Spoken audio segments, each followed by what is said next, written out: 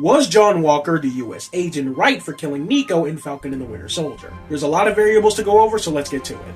Nico was a member of the Flag Smashers, a super soldier terrorist organization led by one Karli Morgenthau. And on a mission with Sam, Bucky, Walker, and Lamar Hoskins, I'm not gonna sit here and pretend like I remember the full context, I haven't watched the show in like 3 fucking years.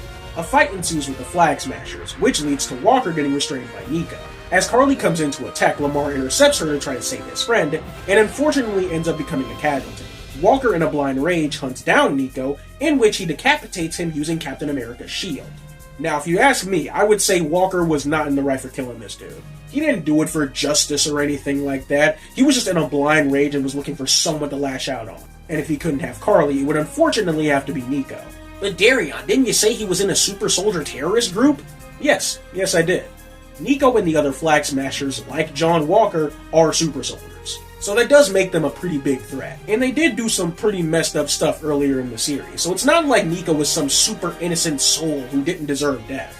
However, this incident is pretty disconnected from those previous actions, and Nico at the time wasn't even attempting to fight back against Walker. As soon as his back hit the ground, he was done and surrendering, and Walker chose to kill him anyway. But Darion, other MCU heroes kill all the time, including Steve Rogers. And to that I say, the difference with the other heroes, and Steve Rogers specifically, is that a lot of that stuff went down in the midst of active combat.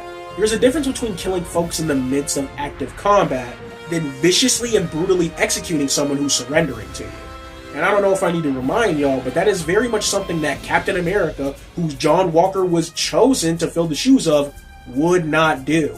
I really don't know why this is a debate. I think they did a pretty good job at showing why Walker's actions in that moment were seen as bad, but let me know what y'all think.